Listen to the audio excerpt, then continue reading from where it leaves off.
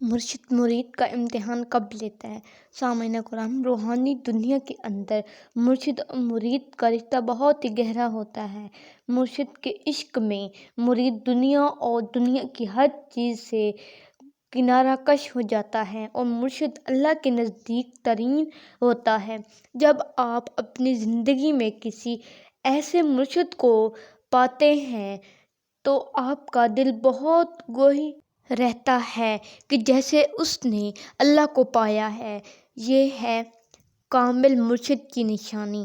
مطلب جب آپ اسے مرشد سے ملتے ہیں جو اللہ والا ہوتا ہے تو آپ کو اللہ کی قربت محسوس ہوتی ہے۔ مرشد اور اللہ کی قربت کی وجہ سے مرید کو اللہ کی قربت کا احساس ہوتا ہے، جہاں پہنچ کر ایک مخلص مرید کا سفر شروع ہو جاتا ہے۔ یہاں مرید کو لا الہ الا اللہ محمد رسول اللہ میں لفظ نظر نہیں آنے بلکہ اس کی روح بن جاتے ہیں۔ ایسے الفاظ لیکن ایسے قربت اور منزلیں ہی نہیں مل جاتی بلکہ آگے بھی منزلیں عبور کرنے کے لیے، مقام حاصل کرنے کے لیے مرید سے امتحان بھی لیے جاتے ہیں۔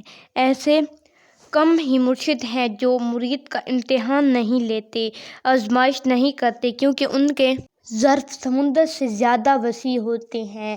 اللہ نے ان کو وہ تمام طاقت، وہ مقام و پاور دی ہوئی ہوتی ہے کہ وہ پل بھر میں مردہ قلب کو زندہ کر کے ہمیشہ کے لیے اسے وہی حیات بخش دیتے ہیں۔ ان کے پاس وہ قوت ہوتی ہے جس کا وہ مٹی کو سونا بنا دیتے ہیں۔ سو وہ اپنے نالائق مریدوں کے امتحان نہیں لیتے بلکہ وہ تو چوروں کو قتل بنا دیتے ہیں۔ بات سمجھ آ رہی ہے نا کہ اس سرزمین پر دو مرشد ایسے بھی آئے ہیں جنہوں نے چوروں، ڈاکوؤں اور شرابیوں کو اور کافروں کو اللہ کا دیدار کروا کے فقیر غوث قطب بنا دیا ہے۔ جو پہلے سے ہی برے تھے تو ان کی آزمائش کر کے انہوں نے کیا لینا تھا؟ بس وہ کہتے ہیں کہ اے طالب، تو جس دھرم سے بھی تعلق رکھتا ہے یہ تو بد نصیب ہے یا تو سیاہ بخت ہے، تو ایک مرتبہ میرے پاس آس لے کر تو آ، پھر میں تمہیں بغیر آزمائش امتحان کے اللہ تک نہ پہنچاؤں تو ہمارا نام باہو نہیں۔ لیکن سامعین کرام، اکثریت یوں کہ مرید کو کسی بڑے رتبے اور مقام دینے سے پہلے ان کا امتحان لیا جاتا ہے۔ امتحان شروعات میں نہیں ہوتے، کچھ بڑا عطا کرنے سے قبل امتحان لیا جاتا ہے تاکہ مرید کے ظرف کا اندازہ لگایا جا سکے کہ جو میں اسے مقام دے رہا ہوں کیا واقعی یہ اس کا قابلیت رکھتا ہے، اور اس مقام کے بعد کہیں یہ گمراہ یا تکبر میں تو نہیں آ جائے گا اور مرشد کے متعلق بدگمان نہیں ہو جائے گا۔ یعنی مرید کو یہ ایمان کی روشنی جہاں سے نصیب ہوتی ہے، آیا وہ اپنے مرشد کا دامن چھوڑ تو نہیں دے گا؟ اب یہ مرید کی ذمہ داری ہے کہ وہ اپنے مرشد کے پیار میں اپنا پرانا طرز زندگی چھوڑ دے، اپنی خواہشات، اپنی ترجیحات، سب کچھ مرشد کے تابع کر دے۔ اب ایک نئی دنیا اور ایک نئی زندگی میں مرید داخل ہو گیا، اس کا امتحان لیا جائے گا۔ بار بار مرید کو روحانیت کے اور بھی راستے دکھائے جائیں گے، مگر اسے چاہیے کہ اپنے مرشد کے راستے پر قائم رہے۔ مرید دنیا میں رہے گا، ہر ایک سے ملے گا، سب کی عزت بھی کرے گا، مگر چلے گا صرف اپنے مرشد کے راستے پر، حتیٰ کہ مرید اپنی اور اپنی ذات کی خواہشات کی بھی نفی کرے گا اور مرشد کو مقدم رکھے گا۔ جبکہ آپ کے اندر کا شیطان آپ کو مرشد سے دور کرنے کی پوری کوشش کرے گا، یعنی نفس، مگر مرید کو چاہیے کہ صرف اور صرف اپنے مرشد کے تصور پر قائم رہے۔ مرشد کو پا لینے کے بعد سوچنا یہ سب سے بڑی بے وقوفی ہے۔ اگر ایمان کی روشنی کو وہ کہیں اور تلاش کرتا ہے تو یہ ایسے ہی ہے جیسے دو کشتیوں پر پاؤں رکھنا، تو پھر وہ ڈوبے گا ہی۔ مرشد اور مرید کا رشتہ زندگی بھر کا ہے، اس جہاں کا نہیں بلکہ اس جہاں کا بھی ہے۔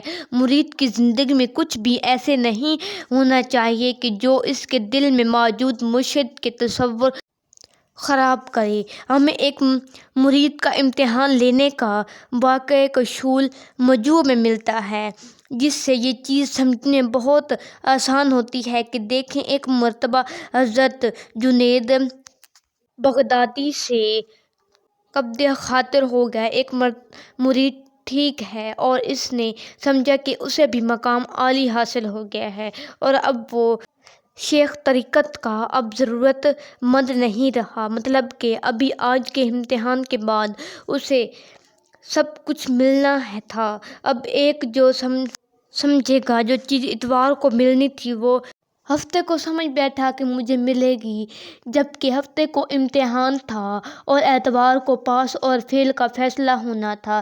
سو وہ امتحان اپنے سر سے ہٹا کر، اپنے امتحان چھوڑ کر، جو بس اسے وہ دوسری طرف لے گیا۔ خیر، ہم بات کر رہے تھے، ایک روز وہ مرید باغرض امتحان آیا حضرت جنید بغدادی کے پاس، اور حضرت صاحب کو اس کی قلبی حقیقت سے آگاہی ہو گئی۔ اس نے آپ سے کچھ سوال پوچھا تو آپ نے کہا لفظی جواب چاہتے ہو یا معنوی؟ تو اس مرید نے کہا دونوں۔ فرمایا لفظی جواب تو یہ ہے کہ اگر تو نے اپنا امتحان کیا ہوتا، اپنے امتحان میں تو پاس ہو گیا ہوتا، تو میرے امتحان کرنے یہاں نہ آتا۔ معنوی جواب یہ ہے کہ میں نے تجھے ولایت سے خارج کر دیا، جو کچھ تیرے پاس تھا وہ میں نے واپس لے لیا۔ یہ سن کے مرید کا چہرہ سیاہ ہو گیا، اور اس کا سکون، جو ایک راحت تھی اس کے اندر، جو تسکین تھی اس کے اندر، وہ سب لٹ گئے۔ پھر وہ توبہ اور استغفار میں مشغول ہوا اور لغو باتوں سے پرہیز کرنے لگا۔ حضرت جنید بغدادی نے فرمایا تجھے خبر نہیں کہ اولیاء واقف اسرار ہوتے ہیں، اور تو ان کے مقابلے کی طلب نہیں رکھتا۔ پھر اس پر دم کیا، اسے اپنی مراد حاصل ہو گئی۔ اب وہ حضرت جنید بغدادی تو کامل تھے، حتیٰ کہ یہ تو امتحان میں فیل ہو چکا تھا، لیکن یہ اس کا بڑا ظرف تھا، وہ قابلیت کی انتہا تھی کہ اس نے دوبارہ اسے وہ مقام دے دیا، اور اس نے توبہ صاحب اختیار کر لی۔ سو جب بھی کوئی ولایت کے قریب ہوتا ہے، مرید کو کچھ مرشد اس میں ڈال کر اسے یہ مقام جو ہے عطا کر دیتے ہیں، یعنی جتنا بڑا امتحان ہوتا ہے اتنا ہی بڑا انعام ہوتا ہے۔ مرید سے کوئی بھی امتحان لے سکتا ہے، جو اس کا من چاہے، جس میں اس کو مرید کی بھلائی نظر آئے، کیونکہ فقیر کوئی بھی کام حکمت سے خالی نہیں ہوتا۔ آخر میں دعا ہے کہ اللہ تعالی ہم سب کو اپنے مرشد کی اطاعت کرنے کی توفیق عطا فرمائے۔ ملتے ہیں نیکسٹ ویڈیو میں، تب تک کے لیے اللہ نگہبان۔